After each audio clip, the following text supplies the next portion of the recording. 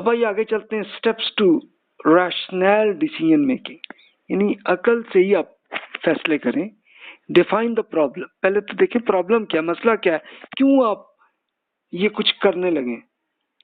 Problem gap between a desired state and an existing state, कि यार ये सूरत हाल ये दुरुस्त नहीं है, इसको ये चेंज करना चाहिए, और इसी के लिए आपके ये आपका गोल ऑब्जेक्टिव इसी से ही बनता है ना, कि आपकी नीयत क्या है, और फिर आप करते हैं। फिर managers must be aware of a problem, कि प्रॉब्लम है क्या, उनको भी पता हो, आपकी टीम के जो जो भी अंडर आपके मैनेजर्स हो उन सबको पता हो। फिर motivated to solve the problem, कि यार इस मसले को ऐसे हल करना चाहिए, आप भी आइडिया दें, मैं भी देता हूँ, और मिलजुल के आप सोचें।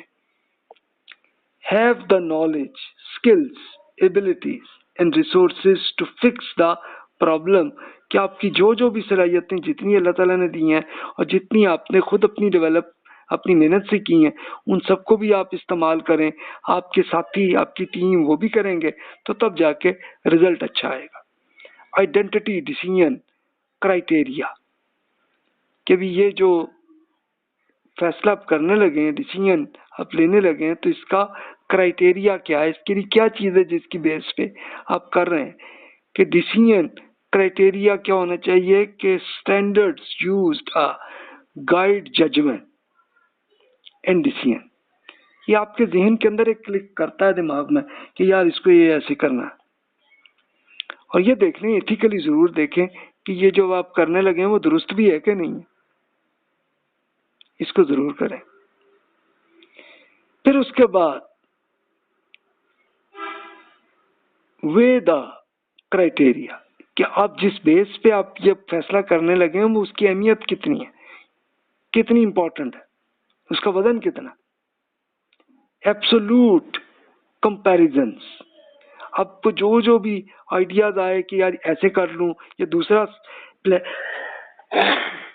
प्लान नंबर 2 आ गया, प्लान नंबर 3 आ गया, जो जो भी आपको आइडिया आ गए, अब आप उस पे लेके देखेंगे कि जनाब कौन सी चीज ज्यादा अहम है और किसमें ज्यादा बेहतर है। स्टैंडर्ड और rank on its own merits, आप अपने मेरिट के लिहाज से ये करो तो इसमें ये ज्यादा फायदा है, इसमें कम। रिलेटिव कंपैरिजन, दूसरी और प्लान्स जो किसी और ने भी किए हो उनके लिहाज से भी आप मैच कर लें, देख लें, जिसमें भी ज्यादा फायदा है वो करें। अब ये एग्जांपल आपके सामने ये एक अर्ज कर देता हूँ कि लेट्स सपोज आपने गाड़ी खरीदनी, उसी के या आप मोटरसाइकिल आप परचेज करने लगे, तो उसका भी तो एक डिसीजन आप ले रहे हैं ना। तो इसके लिए देखिए 5 क्या है कि ये बिल्कुल क्रिटिकली बहुत इंपॉर्टेंट है। नंबर 4 आप पॉइंट उसको दे दें कि जो इंपॉर्टेंट है। तीसरे नंबर पे आ जाए तो समवट किसी हद तक इंपॉर्टेंट है। नंबर 2 कर रहे हैं कि नॉट वेरी इंपॉर्टेंट, कोई इतना ज्यादा अहम नहीं है। और 1 का नंबर तो आप दें कंप्लीटली अनइम्पॉर्टेंट, ये बिल्कुल इंपॉर्टेंट नहीं। अब आप ये देखिए कि गाड़ी आप खरीदने लगे तो इसके लिए 9 आपके लिए ऑप्शंस अवेलेबल है। पहले देखें कि जैसे उसके लिए क्या क्या चीजें देखने की हैं। प्रिडिक्टेड रियलिटी, कि भी जनाब आप जो जो भी गाड़ियां आप देख रहे हैं तो इसमें जो बता रहे हैं वो सच भी है कि नहीं है, रियलिटी हकीकत में है भी कि नहीं। तो ये सबसे इंपॉर्टेंट है। लेट्स सपोज आप 5 पे इसके आपने दे दिए कि ये सबसे इंपॉर्टेंट ये देखने की है। ओनर सेटिस्फेक्शन, क्या आप अगर किसी और की आप अगर गाड़ी ले रहे हैं तो वो सेटिस्फाई होगा कि नहीं होगा। अच्छा, आप हो सकता है आप खुद हो, तो अब आप ये मिसाल है, किसी ने अगर कहीं नहीं कि इतना इंपॉर्टेंट नहीं है मामला। लेट्स सपोज आप अपने किसी असिस्टेंट को अगर वो दे रहे हैं तो हो सकता है आप इतनी अहमियत ना दे रहे हो, लेकिन अगर अपने आप बॉस को दे रहे हो तो हो सकता है आपको फिर आप इसको 5 कर रहे हैं। ये मिसाल है, लेकिन आप लॉजिकली सोचें कि क्या होना चाहिए। प्रिडिक्टेड डेप्रिसिएशन, कि यार ये गाड़ी में अगर खरीद रहा हूं तो ये कितनी टाइम में इसकी वैल्यू गिरती है और कितनी है। तो लेट्स सपोज एक साहब ने 1 पे कर दिया है साइन, हो सकता है आपके लिए इंपॉर्टेंट ना हो यार, ये लंबे अरसे तक रहे, हो सकता है आप 5 कर लें ऐसे, या आप अपने लिहाज से फैसला करेंगे। ये मैंने एग्जाम्पल के तौर पर कुछ रखे हुए हैं, लेकिन ये कोई स्टैंडर्ड नहीं है, आप खुद इसको चेंज करें अपना। अवॉइडिंग एक्सीडेंट, एक्सीडेंट नहीं होगा इसमें, या होने के चांसेस कम होंगे। ये गाड़ी अच्छी मजबूत है और ये है, तो ये देखें इंजन साफ नहीं किया, ये 4 पे उसको रखा है, लेकिन मैं हूँ तो हो सकता है 5 कर दूं। फ्यूल इकोनॉमी, कि उसमें पेट्रोल कितना इस्तेमाल होता है, तो उन साहब ने 5 किया। अगर हो सकता है कि ज्यादा अमीर आदमी हो तो हो सकता है वो 3 कर ले, कि चलो यार इसमें इतना फर्क नहीं पड़ता। तो ये देखिए इस तरह से आप एक एक चीज पे अलग अलग ऐसे प्लान करते हुए एक एक पहलू को इम्पोर्टेंट या कितना इम्पोर्टेंट नहीं है इसको लिहाज से आप देखते चले जाए। फिर चौथा स्टेप आपको करना है generate alternative courses of action, कि यार ये हुआ तो ये करूंगा, ये है तो ये, जितनी आपको अच्छे आ जाए तो प्लान आपका उतना अच्छा होगा।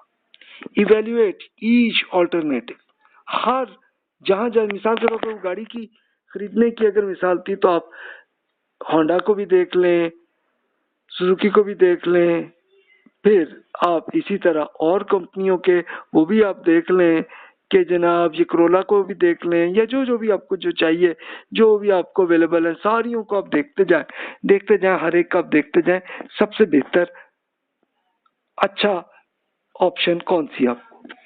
फिर उसके बाद कंप्यूट द ऑप्टिमल डिसीजन, फिर जो सबसे आपके लिए फायदेमंद हो वही करें। ये मैंने एक एग्जांपल दिए सिर्फ परचेज करने के, वरना और चीजों पे भी आपके प्लान होते हैं। हायर करना है बंदा किसको, इसके लिए भी आप ये अप्लाई करें। अगर आपने मिसाल के तौर पर अपनी टीम की ट्रेनिंग करनी है तो क्या करनी है ट्रेनिंग, इस पे भी आप ये आपका डिसीजन होगा। ये चीजें भी सोचें, इसी तरीके से आप सोच सकते हैं। Limits to rational decision making, इसमें लिमिट क्या, ये एक मसला भी है डिसीजन मेकिंग में, कि जब अकल से सोचते हैं, अच्छा जज्बाती होकर ना सोचे, लॉजिकली सोचे। फिर देखिए managers have to operate in a perfect world with no real world constant. ये एक हकीकत है कि अल्लाह ताला ने ये जिंदगी हमें दी हुई है एग्जाम के लिए, ये हमेशा रहने के लिए नहीं दी गई, तो इसलिए यहाँ पे कभी आइडियल नहीं मिलता। इसलिए फिर भी जो आप चाह रहे हैं आप कोशिश करें, जितना बेहतर कर सकते हैं कर लें, बस उससे फिर भी आइडियल नहीं आएगा। तो इसलिए याद रखें कि ये जो भी आप प्लानिंग करेंगे उसमें कुछ ना कुछ इशू आएगा। तो इससे फायदा क्या आपको, आपको फायदा ये होगा कि चलो यार अगर उसमें वो एग्जैक्ट उतना ना भी मिला, कुछ और फिर भी फायदा मिल गया तो चलो आप शुक्र करेंगे, अदरवाइज फिर आप हमेशा कोसते रहेंगे। Limited resources to well as attention, कि जो आप चाह रहे हैं तो उस चीज को सबको बेहतर तरीके से इस्तेमाल भी आप सही तरह से कर सकें। And expertise problems make it difficult to managers to maximum decision. अच्छा होता ये कि एक साहब खुद ही फैसला करते हैं, दूसरों का सुनते भी नहीं है, तो फिर उसमें गलतियां ज्यादा होती। तो इसलिए लोगों से भी पूछे, अपनी टीम को भी पूछे। फिर satisfy a good enough alternative, कि जो सबसे बेहतरीन के करीब जो भी आ रहा है वो लें, कि बिल्कुल आइडियल तो कोई भी नहीं आएगा, कि जो भी बेहतर है वो कर लें।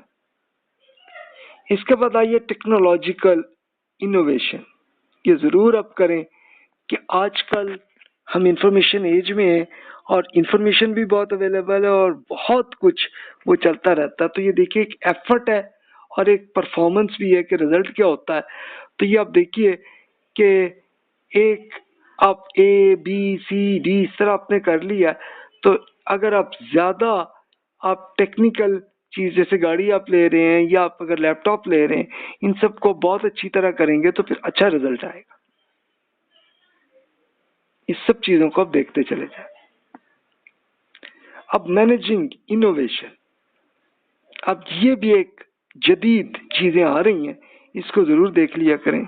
Build to creative work environment, आप एक अच्छी टीम आप बना रहे हैं तो कोशिश करें कि इनको जितना क्रिएटिव, एक अच्छी सलाहियतों वाले और नए नए अच्छे आइडियाज लेने वाले लोगों को आप शामिल करें अपनी टीम में।